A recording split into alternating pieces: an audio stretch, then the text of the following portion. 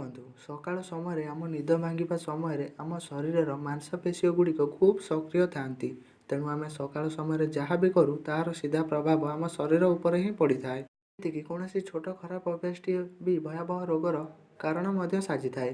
ବିଶେଷ ଭାବେ ସକାଳ ଜଳଖିଆର ପ୍ରଭାବ ସିଧାସଳଖ ଆମ ଓଜନ ଉପରେ ହିଁ ପଡ଼ିଥାଏ।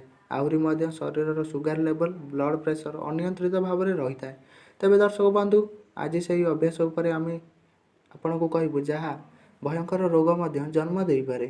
ଦର୍ଶକ ବନ୍ଧୁ, ସକାଳ ଜଳଖିଆରେ ଏହିସବୁ ଜିନିଷ ଖାଆନ୍ତୁ ନାହିଁ।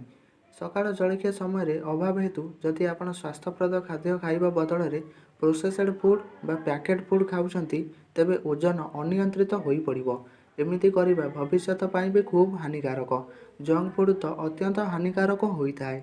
ଆଉ ଗୋଟିଏ ଖରାପ ଅଭ୍ୟାସ ହେଉଛି ସକାଳେ ଜଳଖିଆ ନ କରିବା। ବହୁତ ଲୋକ ଅଛନ୍ତି ଯେଉଁମାନେ କି ତରବରିଆ ଭାବେ ସାଧାରଣତଃ ସକାଳ ଜଳଖିଆ ଖାଇନଥାନ୍ତି। ଅନେକ ଭାବିଥାନ୍ତି କି ସକାଳ ଜଳଖିଆ ଅଧିକ ଖାଇଲେ କାଳେ ଓଜନ ବଢ଼ିଯିବ, ତେଣୁ ବି ଅଧିକାଂଶ ସ୍କିପ୍ କରିଦିଅନ୍ତି। କିନ୍ତୁ ଜାଣନ୍ତି କି ଏହା ମୋଟାପଣ ବଢ଼ାଇବାର ଅନ୍ୟ ଏକ ପ୍ରମୁଖ କାରଣ ଅଟେ। ଏମିତି କରିବା ଦ୍ୱାରା ମେଟାବଲିଜିମ୍ ସନ୍ତୁଳନ ବିଗିଡ଼ି ଯାଇଥାଏ। ପାଣି ନ ପିଇବା। ସକାଳୁ ଉଠିବା ପରେ 2ରୁ 3 ଗ୍ଲାସ ନଖ ଉଷୁମ ପାଣି ପିଇବା ସର୍ବୋତ୍ତମ।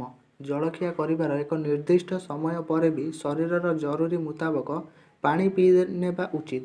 ଏହାଦ୍ୱାରା ଆପଣଙ୍କ ଓଜନ ନିୟନ୍ତ୍ରଣରେ ରହିବା ସହ କେତେକ ଘାତକ ରୋଗଠାରୁ ବି ରକ୍ଷା କରିବ। ଆହୁରି ମଧ୍ୟ ପାଣି ପିଇବା ଦ୍ୱାରା ଶରୀରର ସମସ୍ତ ବିଷାକ୍ତ ପଦାର୍ଥ ବାହାରି ଯାଇଥାଏ। ଏକ୍ସରସାଇଜ୍ ନ କରିବା। ନିୟମିତ ବ୍ୟାୟାମ କଲେ ବି ଅନେକ ରୋଗର ମୁକ୍ତି ମିଳିଥାଏ। ଯଦିଓ ଆପଣଙ୍କ ଓଜନ ଲଗାତାର ଭାବେ ବଢ଼ୁଛି କିମ୍ବା ଆପଣ କୌଣସି ମାନସିକ ରୋଗର ଶିକାର ଅଛନ୍ତି, ତେବେ ସକାଳେ ବ୍ୟାୟାମ କରିବା ନିହାତି ଆବଶ୍ୟକ। ଯଦି ଆପଣ ନିଜ ଦିନଚର୍ଯ୍ୟାରେ ବ୍ୟାୟାମକୁ ସାମିଲ କରୁନାହାନ୍ତି, ତେବେ ଆପଣଙ୍କୁ ଭବିଷ୍ୟତରେ ଅନେକ ସମସ୍ୟାର ସମ୍ମୁଖୀନ ହେବାକୁ ପଡ଼ିପାରେ। ଶାରୀରିକ ଓ ମାନସିକ ଭାବେ ଦୁର୍ବଳ ହୋଇଯାଇପାରନ୍ତି। ସକାଳ ସମୟରେ ରନିଂ, ଜଗିଂ ଓ ସାଇକେଲିଂ କରିବା ନିହାତି ଜରୁରୀ। ଦର୍ଶକ ବନ୍ଧୁ, ଏ ତ ଥିଲା ଆମ ତରଫରୁ ଟିପ୍ସ। ଯଦି ଦର୍ଶକ ବନ୍ଧୁ ଏହାକୁ ମାନିବେ, ତେବେ ଆପଣଙ୍କୁ ନିଶ୍ଚିତ ରୂପେ ଏହାର ସୁଫଳ ମିଳିବ ଏବଂ ଏହି ଖରାପ ଅଭ୍ୟାସ ଗୁଡ଼ିକ ଜୀବନରେ କେବେ ବି ଆରମ୍ଭ କରନ୍ତୁ ନାହିଁ, କାରଣ ଏହିଥିରୁ ହିଁ ଭୟଙ୍କର ରୋଗର ଉତ୍ପତ୍ତି ଆରମ୍ଭ ହୋଇଥାଏ।